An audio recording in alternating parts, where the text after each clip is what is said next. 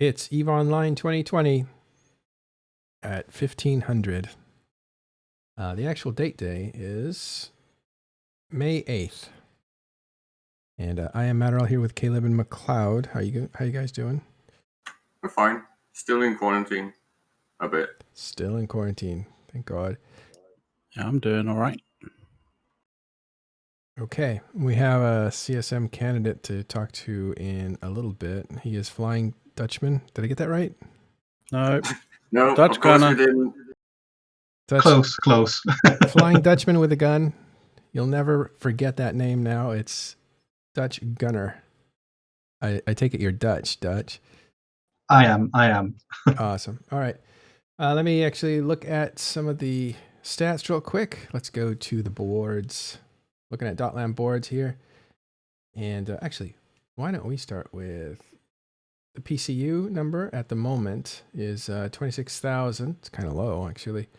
It's peaking these days at around 30,000, it looks like. There are some ragged edges on these curves. So that means some people are having trouble connecting. And I think we actually saw that on the Twitter. Yeah, right here. Players may have difficulties logging into their account. This was 36 minutes ago. We are looking into our SSO, which is single sign-on system, and working on resolving outstanding problems as we speak. Please try again in a few minutes. So obviously some people are having a problem. Well, 5, 6, 7, 8 of May is looking fairly decent on the EVE Offline stats. But of course, that doesn't reflect fully the lag issues and stuff like that. Right. Okay, let's look at the most violent systems in EVE Online, starting with 00 region. In the last 24 hours, Delve is in first place with 821. I don't know if you want to call it first place. It's more like the most punishing place in 00 is Delve with 821 ships destroyed. Veil of the Silent is second with 804 ships destroyed. That's a lot for Veil. And Catch, number 3, that's 636 ships destroyed. Now, what's interesting is just how diverse that is. You have Delve, which is Imperium space. You have Catch, which is Legacy space. And you have Veil of the Silent, which is kind of unaffiliated alliances that all fight each other. So that's good. That's a good sign. It's spreading out. It's not just one hotspot. Now let's move over to the most violent regions in Empire space. That is high sec and low sec. Cinq Liaison is in first place again with 4,357 ships destroyed.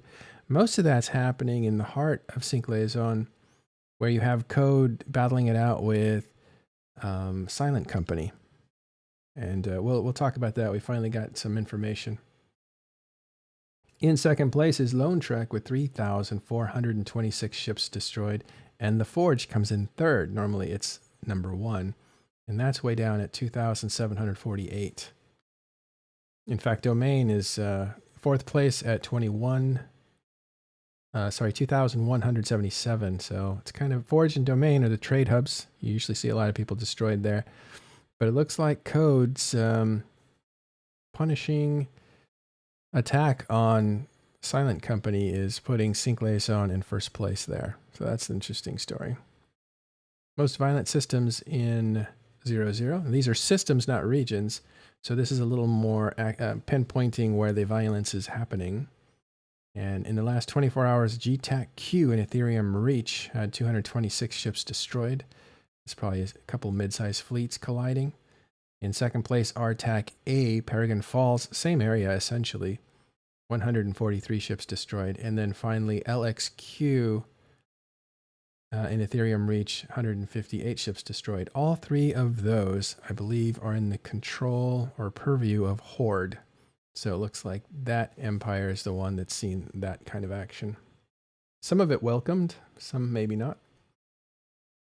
Most violent systems in low sec. At the top of the charts is Tama with 496 ships destroyed, 148 pods. Prism comes in second place with 296 ships.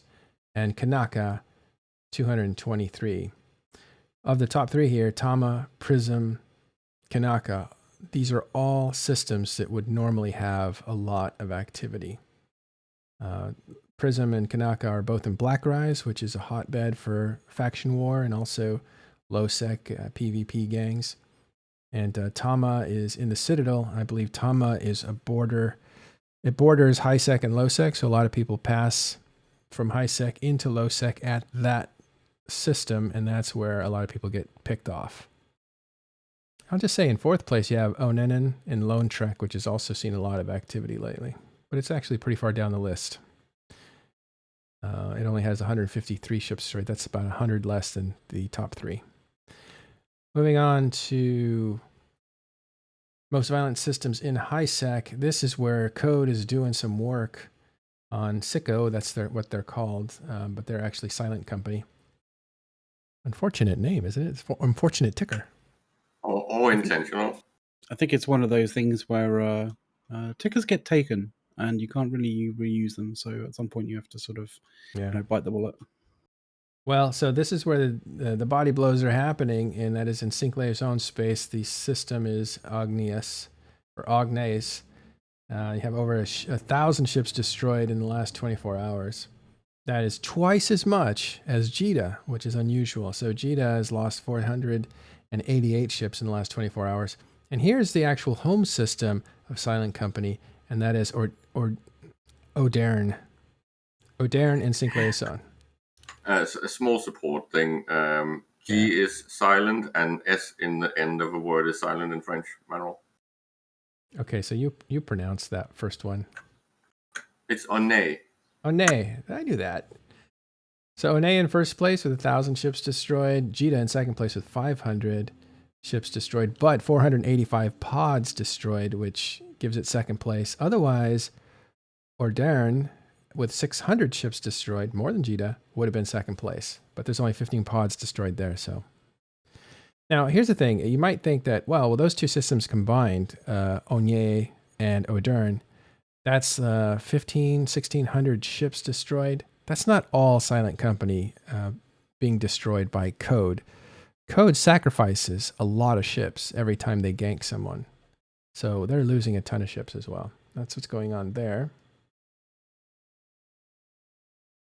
Let's go to most active systems for NPC ratting. That's just who you would expect. Fraternity, Horde, and Delve, all just ratting away. I don't see any sign of Legacy Coalition. Certainly not any of the other groups. So yeah, so that's where all the ratting's happening. All right, we saw some interesting kills, right? Just a few minutes. Yeah, there was ago. a fun one and some kind of relevant ones when we're talking about things that we can expect down the line when Ratati gets his hands on. Yeah. Let's actually review some of these L-odds. We'll call them a link of the day or awful loss of the day. We're going old school. Old school. You notice the someone accidentally their Titan then. Someone accidentally the Titan? Yeah. So this, I have a good idea what happened to this guy, I think. Anyway, what was remarkable about this is that the Titans are back up in price. These things were building for like 37, 40 billion each. Now this Erebus is going for 80 on paper.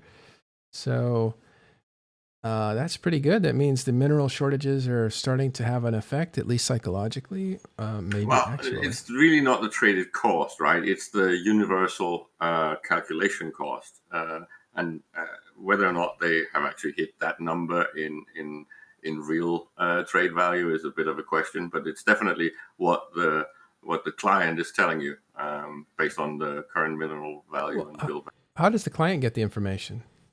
It does an algorithm based on things like if there's no trade value, it uses the build value, right? So it looks and compares these things, and then it tries to correct for outliers and abusive pricing.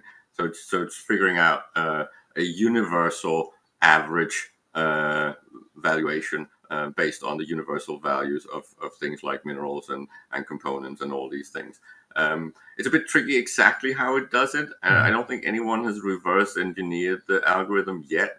But it is basically using these averages on a universal scale, and then based on X number of days. Do you know what X number of days? Do you know what that is? Is it 3 months? I'd estimate that it might actually be over the last 20 days to make sure that it doesn't get too sensitive to volatility. But then it still needs to kind of compare that to maybe the 5-day running average, so you still have an up-to-date value. So if there is a big discrepancy between those two numbers, I think it corrects towards the shorter one, so towards the 5-day average. Yeah, and there's a lot in this discussion. Maybe we'll table it for another day, but you have like how much is an item actually worth as far as ISK goes, and then you talk about like how the game adjusts for the price. What's the actual price? Is the price that people sell it to each other at? Because sometimes that's unknowable if they're trading it for ISK straight across. Or is it the build cost? Well, that changes all the time. Or is it the sale cost on the market? Well, some ships like this don't usually make it to the market, so you wouldn't know. So there's a lot to figure out there. But what's interesting about it is because it tries to keep up with what the actual cost is, but not get too close to the actual cost so that it doesn't get manipulated. You might have like a 20-day average instead of like a 5-day average, or you might have a 20-day average instead of a 3-month average, because then the price in 3 months could shift considerably and you end up having a not realistic price when something blows up. Now, the reason all that is important is because this is where you get into insurance fraud, where a ship was worth a lot and it is nerfed or something, and so it's no longer worth that much and people are just getting rid of them. But the price of its explosion for insurance purposes is still very high, and high for weeks and weeks. And so you just self-destruct those things like crazy to collect the insurance money. Yeah, it's basically converting assets into ISK, right? Without all the normal things you need to do. You without don't have refining. to ship it, you don't have to do anything. So you basically just instantly create money out of thin air.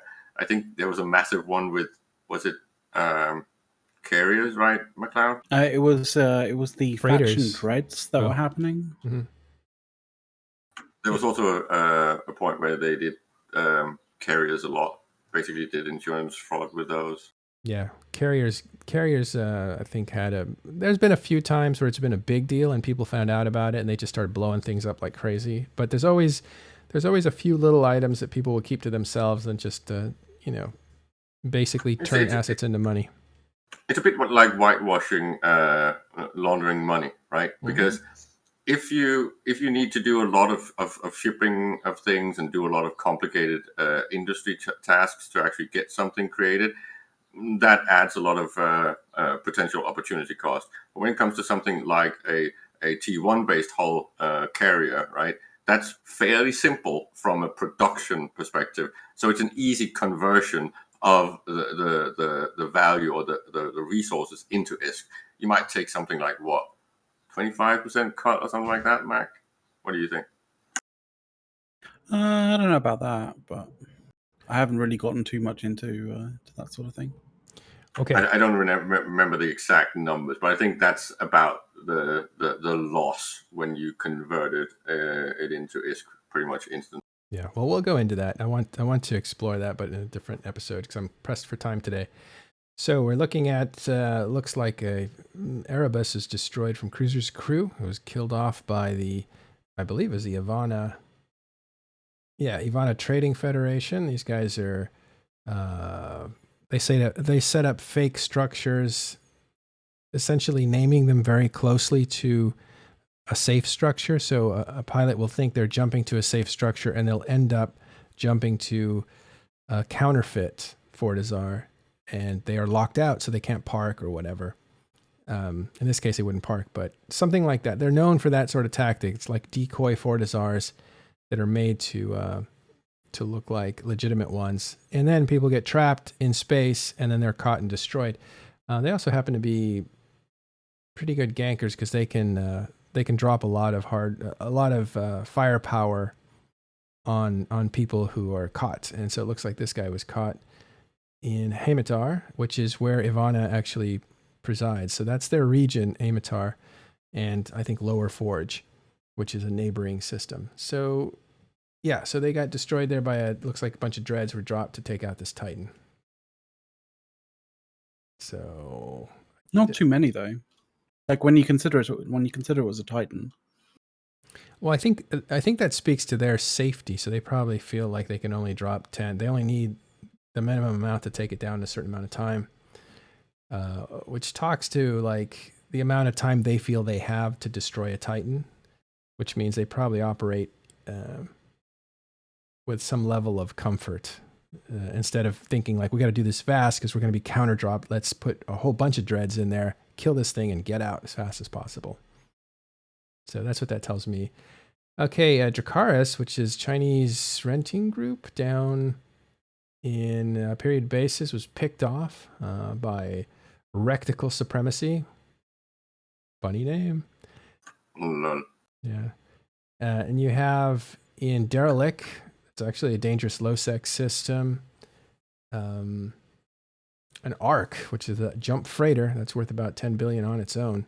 It was carrying some stuff because its total price tag was 26 billion, so that's about twice as much as the ship is worth alone. That's unusual. Yeah, it dropped about half the value, right? So it's quite nice loot for people that got rid of that one.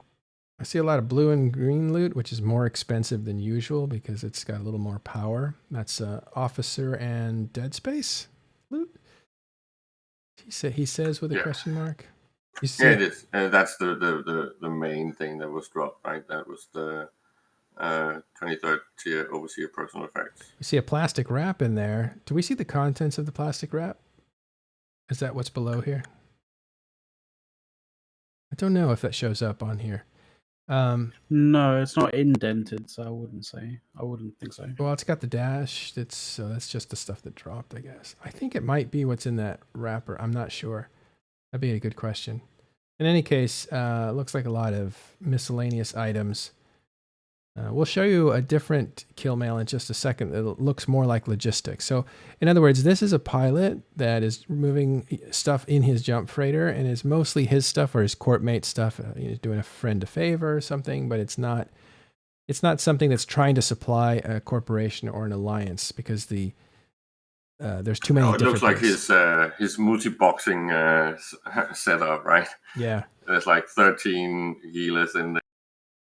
Right, so let's take a look at, I think it's this one. We have a couple of Well, we have three very interesting ones, right? The small ones. You have the Ares, you have two cranes that are kind of interesting because of where they were killed and the value dropped. I think it's back to that whole discussion of is PvP something that you can make a viable lifestyle. And this is basically proof that, yes, you can if you get the right targets. Okay, so Sir Squeeze says Dracarys aren't renters, they are botters. I can't verify that that's true either way. I don't know if they're renters, though. That might be a good point. But they are in period basis under the protection of the Imperium. Because period basis is under Delve, and you can't really get to period basis without going through Delve. And I think period basis is also... I'm pretty sure is rented territory in the past. I don't know if it's still rented to these refugees from Dead Coalition, which is where Dracarys was. It may not be rented to them. It may be given to them. And Imperium's just making money off the usage of the facilities that all belong to the Imperium. So like taxes. Or it may be they actually pay rent to be there. Yeah, they were evicted from Pureblind. They were part of Dead Coalition, if I'm not mistaken. Okay, so going back to this, we showed you a jump freighter and how it had a hodgepodge of different items, which means it was probably a guy moving his stuff or a friend's stuff or a courtmate stuff. But this crane, which is a smaller industrial ship, it's a blockade runner. It's supposed to be able to stealthily move behind enemy lines, was carrying a lot of uniform modules. As you can see, you had a medium semiconductor memory cell. You had medium core defense field purgers 2. These are all rigs, or a lot of these are rigs. And you can see the numbers are 40. The numbers of quantity are in the 40, 20, 104, 68, 28.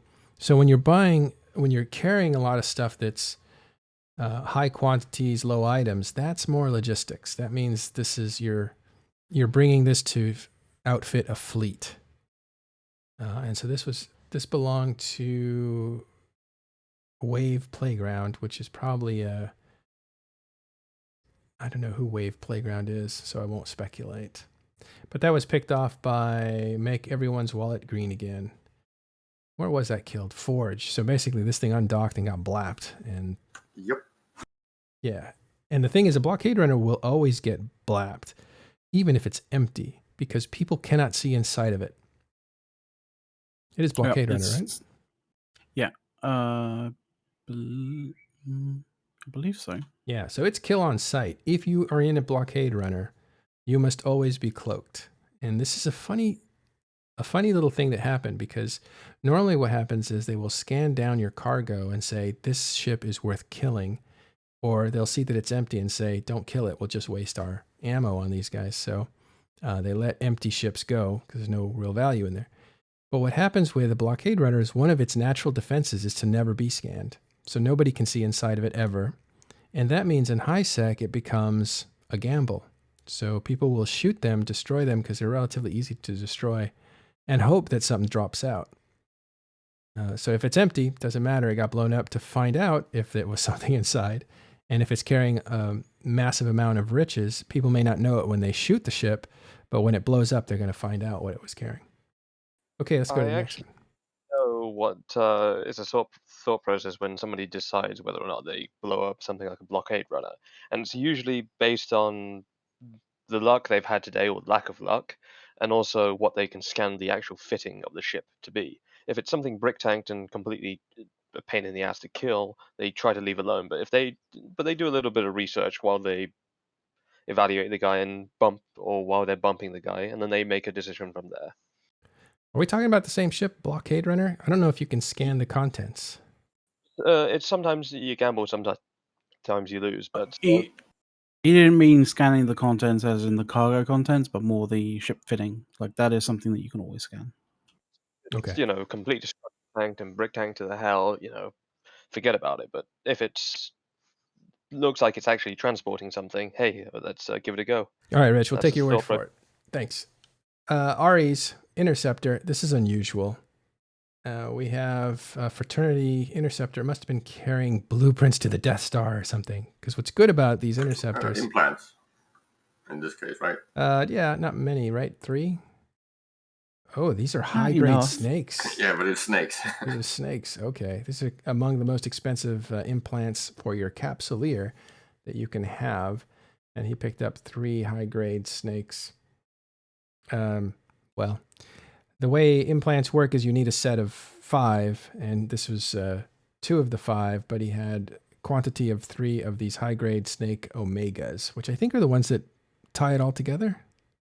Anyway, that's not important. We'll talk about snakes someday too. So he got picked off Fraternity Space, probably picking up some implants he needed to complete a set. Who got him, by the way? Pirate got him. Where'd they get him? In Perimeter. He's picked off in Forge. So that should tell you something. This blockade runner and this interceptor were picked off in high security space. And right here is another one. In Jita, we have another interceptor or frigate. This is a shuttle? Oh yeah, shuttle. And what was it carrying? Injectors. So this guy was trying to move quick with injectors.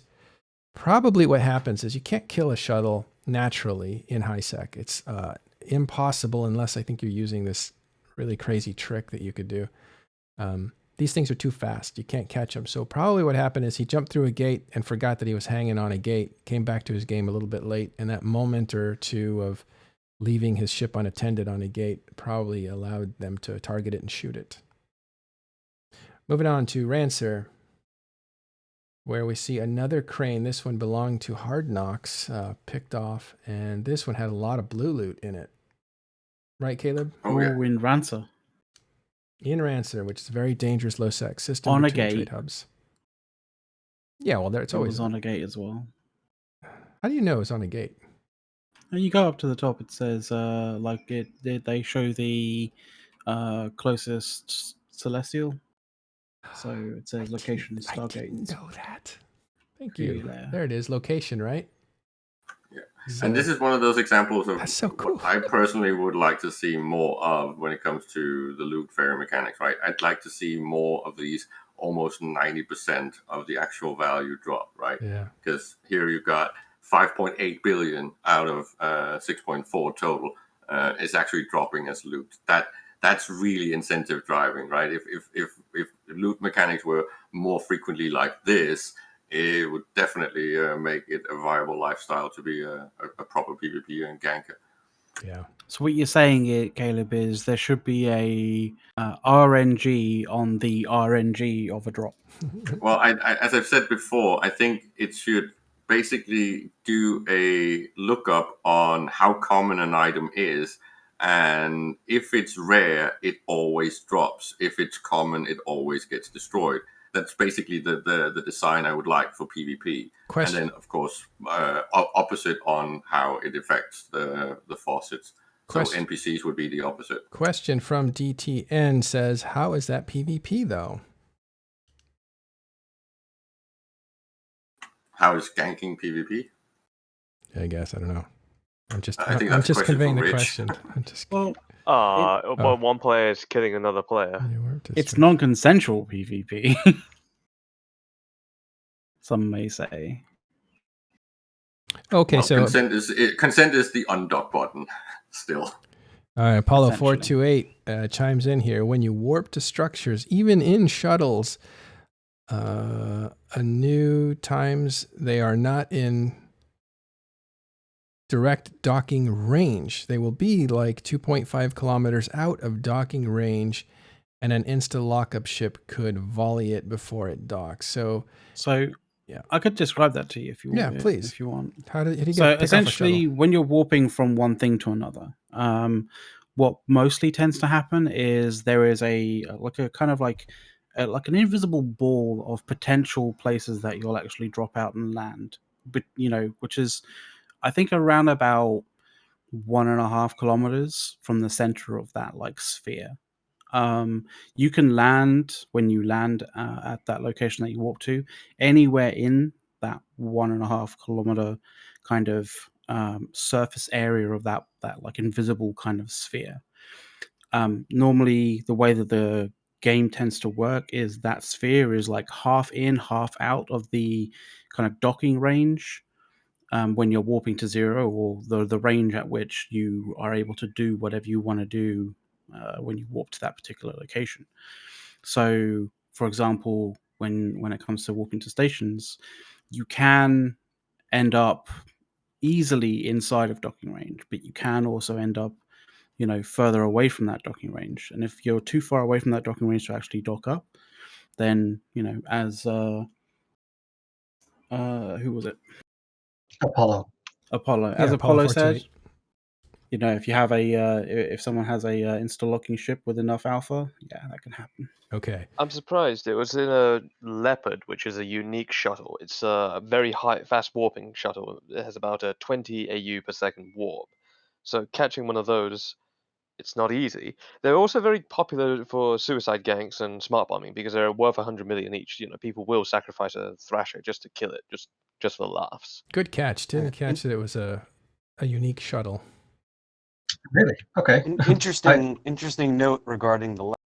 Good morning, folks. It cannot get to a 1 tick line. It's stuck forever at a 2 tick line. If you give it full mid-grade nomads and a 6% slot 7, it's like 1.02 or 1.09. So it will never align in one single tick. It'll always take 2. Are you talking about all shuttles? No, the Leopard specifically. Oh, okay. So it has a slower line time, which means it can't escape as fast. It takes 2 seconds rather than 1. Typically, in order to actually lock something up and shoot something, it takes 2 ticks to do. Yeah, because 2. Typically, you require 1 tick for the server to be able to confirm that you're able to lock it, and then obviously the second tick is the tick that applies the damage to whichever intended target. So if that ship is away before that second tick occurs, then you should be high and dry. But there are edge cases, of course. Sorry, Fuzzy. The 2-tick align is widely considered the gold standard, and it requires essentially a special setup to lock and point a ship with 2-tick align. There are setups that can do it, but a 1-tick align ship is effectively uncatchable. You would need the most obscene luck to catch a 1-tick align ship, and there's very few ships in the game that can achieve this at all, and there's even fewer that can achieve this and still be a functional vessel in other. Usually just a shuttle, right?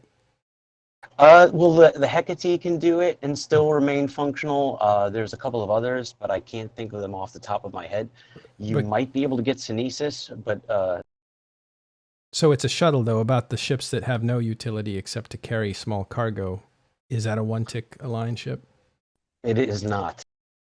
So one of the ways of being able to understand how a 1-tick or a 2-tick aligned ship is able to get tackled is you have to understand that it's all about the server, right? It's all about the server ticks. It's got nothing to do with like your local client-based ticks.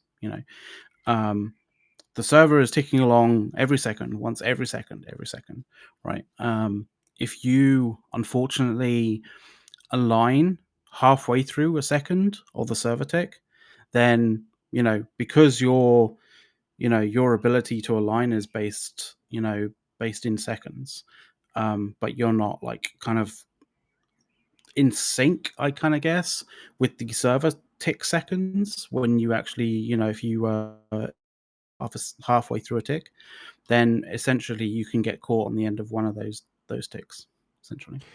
By the way, a tick is anytime the server does a process, and it does it every second. So there's everything that's happening at Eve is happening 1 second at a time. So split second actions aren't possible. They get rounded up to the next second. And that's why people, when they talk about ticks, they're talking about those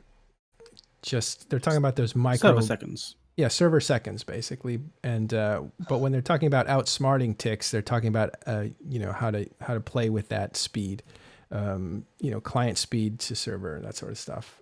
I have shared a very descriptive infographic in the voice chat channel in Discord if someone wants to put that in. Yeah, let me grab that. I could link that. That's all right. Okay, so let's more on this later. I think that's something to get into. It's advanced gameplay stuff, but basically shuttles are fast ships that'll usually keep you alive. Some ships can actually be faster than shuttles by aligning and warping off before they're able to be attacked. But we'll go over those at some point. I can give like a very, very quick spiel on the most effective ship for most players in most situations for this particular. Happens to be a Synesis. You can fit a Synesis with a 2-tick align time.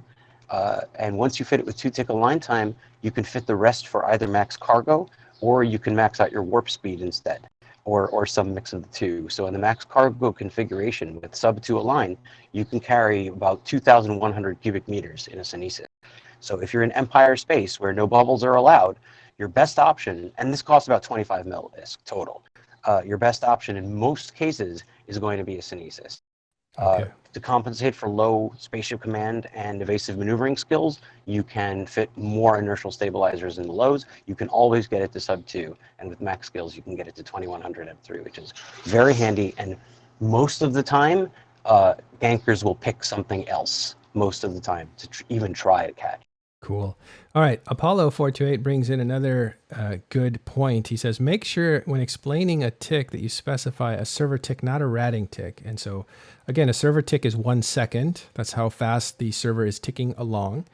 A ratting tick is every 20 minutes. And that's how many times, that's when you get paid. So every 20 minutes, the game will collect all the money in bounties that you killed for NPC, and it'll pay you.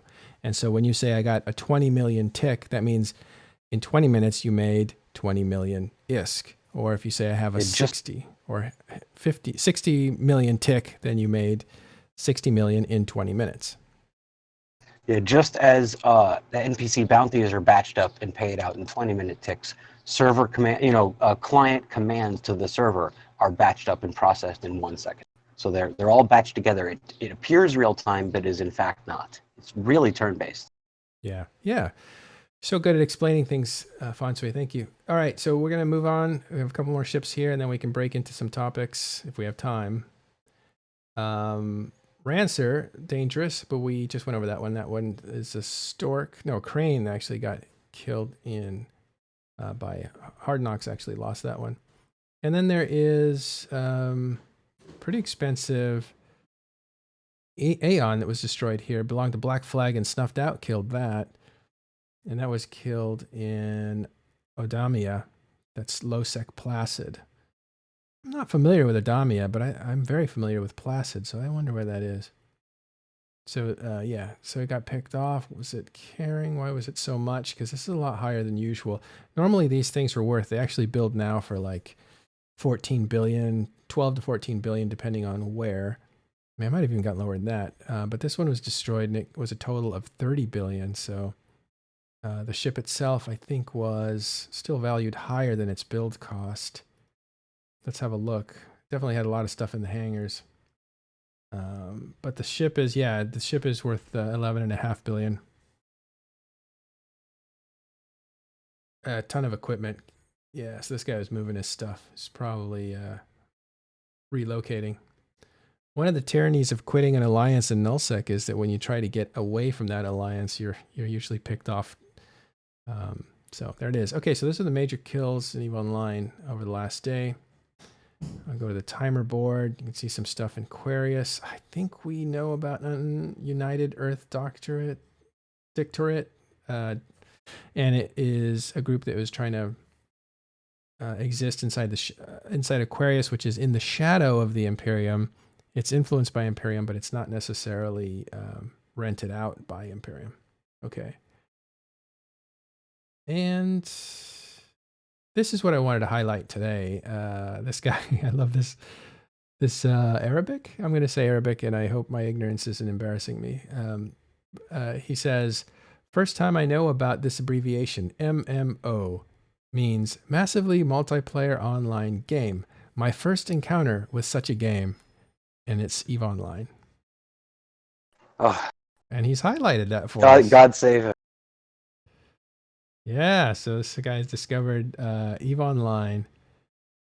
And I mean, coming bring into those an oil tycoon monies. yeah, we're like, welcome to EVE Online. Nice to have you. So that's what a cool. way to get into an MMO though. Like, right? Yeah. Like first MMO to go into, and that's EVE Online. Oof. That's Smart my man. story, actually. Smart man. EVE Online is my first MMO. Yeah. Smart man, picked a good one. Good for you. Yeah, dude. All right. So let's I want to start having commercial breaks. So let's take a commercial break. So McLeod, do you think this guy is going to start cornering ice products in EVE Online? Fuels. I don't know. I mean, we've had rich players, like extremely rich players, come into EVE Online and shake it up. Like, I think probably one of the most notable mentions back in the histories of EVE Online is the guy who started up Red Overlord. Right? He was apparently He didn't start it, but he was there. He definitely helped it on its way. Let's put it that way. Well, he got banned first time around, right? Because he bought all that ISK from the Grey Sellers, right? And then he didn't know, and he was pardoned, and then he bought it legally from CCP. Yeah, I think that was the case. But he was apparently his family was apparently had ownership of an aluminium mine or something like that. I don't know. Russian oligarch family was the backstory. And we've had a similar one recently, right? That's maybe more up your alley, the Chinese thing. There's also some very, very rich Chinese players.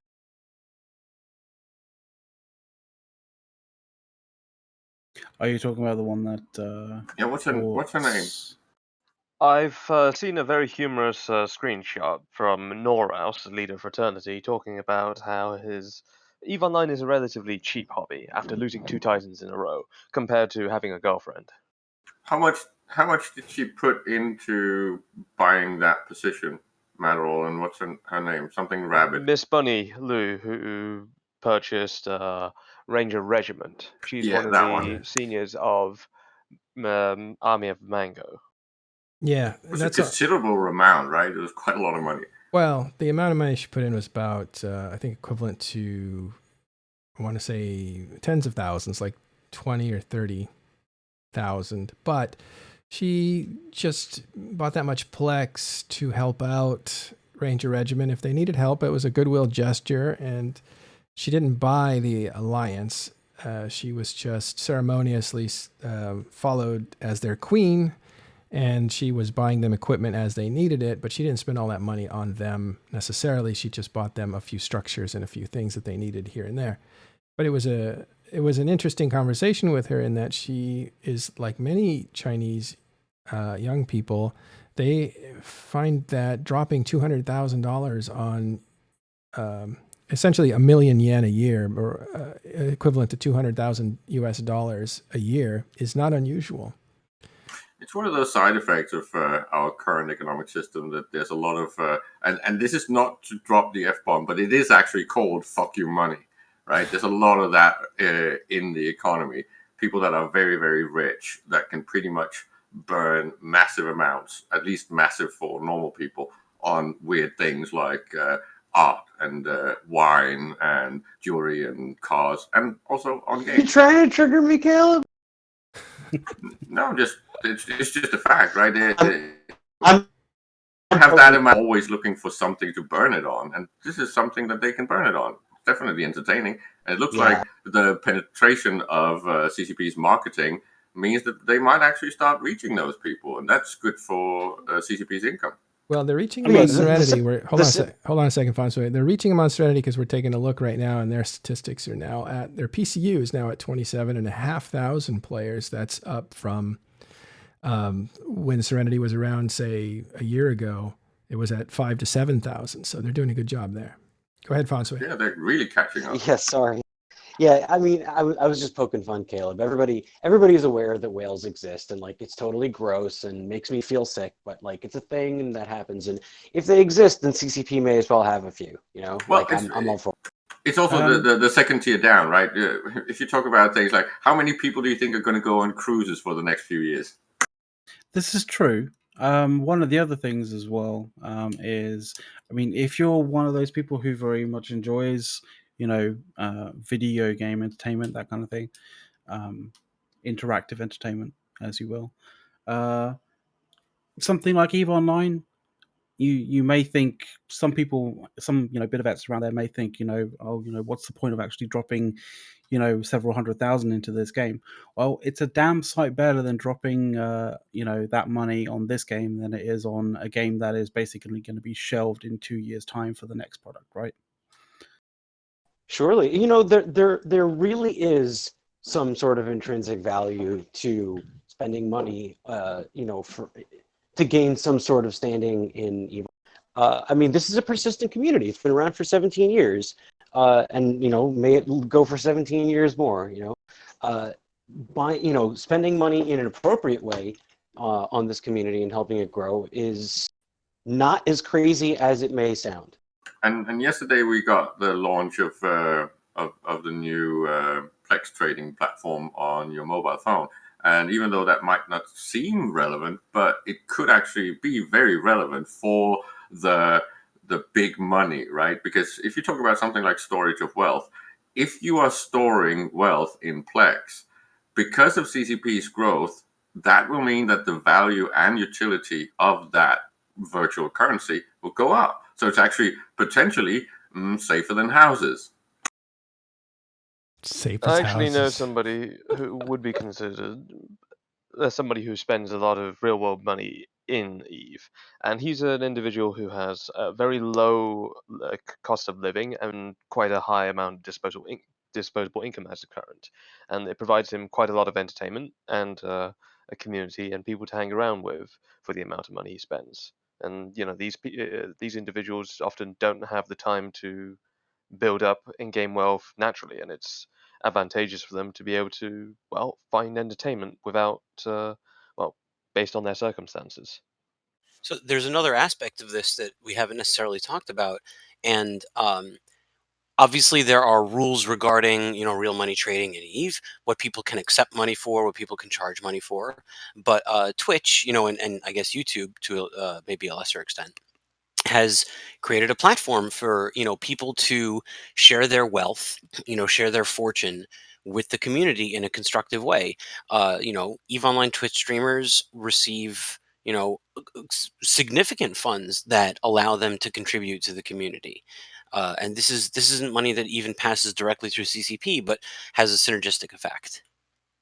It's basically like digital arms, right? It's not necessarily, you can't really call it trickle down because trickle down has been disproven so many times, but it's a weird redistribution of wealth. All right. So there are situations in which it is less healthy or perhaps disingenuous, unfair, manipulative. Money can be spent in ways that are destructive, but money can be spent in ways that are very constructive. Matterall, have you seen the reasoning for the spike in catch activity? Before we move on, is there anything else on whales? Okay. I mean, so one of the communities that I participate in, the Convocation of Empyreans, Ash and his stream, without pointing people out directly, even though they do it in public, I won't highlight them, but we have one or two more individuals who have contributed a very notable sum of real money, to that community, and that allows it allows Ash to do what he does. It allows him to literally work for us, in game, and run this entire organization for us and produce the published materials that he produces. And I can absolutely say that he as an individual has formed an organization that has brought a good number of players past the point of, well, I'm just going to close this out. This is entirely too intimidating, and into persistent and even paying customers. What are you saying? Sorry, Mero? What are you saying? Ash is supported by whales? I'm saying that there are one or two specific individuals who have brought very significant sums, to his channel. They have given Nice. him, direct money. They have given the organization in game quite a bit of ISK. Extremely supportive, and don't really ask for anything in return. Don't really take the spotlight or make a big deal or point at it. Yeah. Just here to be helpful. Yeah. Patronage, like artists, Michelangelo, Da Vinci, all had patrons. Yeah, I mean, think. Patreon exists for a reason. That's It's a right. thing. It's named that. for because that of the exact word. same reason, because sugardaddy.com was already taken. We have a lot of we good are sugar not daddies. even gonna. Man, you almost got me with the whales, but you're definitely not getting me with sugar daddies. I always get you, Fonsui, you know that. I see you coming a mile out. Okay, so we're gonna look at catch real quick, and then we will go. We need to cover echoes too. If Eve you look Echoes, in yeah. voice chat, I believe I posted a few links. I believe Federation Uprising has began to make a move, an offensive action, something against Seknaya Shlupen, Blue Crab. And then he told his fleet to log off and fucking. Yeah, Caleb posted that that tweet from Eve Echoes. Mhm.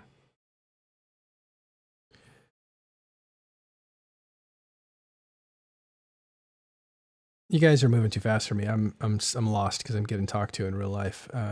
So we have Fed Up here. Was this a Reddit thread?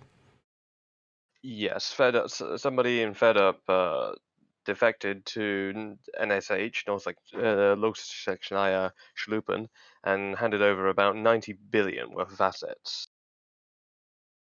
Yeah, what was that?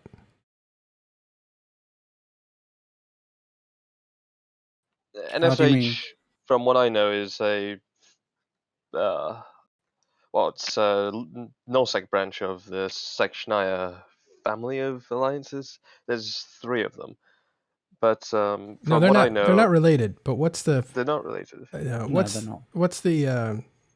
He just handed over some stuff to another alliance. Yeah, they had a defect. They had Oh. they had a defector of some form. Oh, so it's kind of a robbery type thing. Yeah. Don't care. All right, we'll wrap up that topic, and we'll have to table other topics. I have to get back to real life and do some things. If you guys want to talk online, come join us, talkinginstations.com. Sorry, and you can find our Discord there. And that's where we'll continue this conversation today. And if not, we'll see you on Monday. So we're going to raid. Who we got? Bjorn B. One of our favorites. Yay. Oh, he's doing well without us. So, but you know, join where the popular kids go. See Bjorn B. All right. Thanks, guys. Oh, the raid takes a second. Sorry, Caleb. We'll get into more theory fine. next time. All right.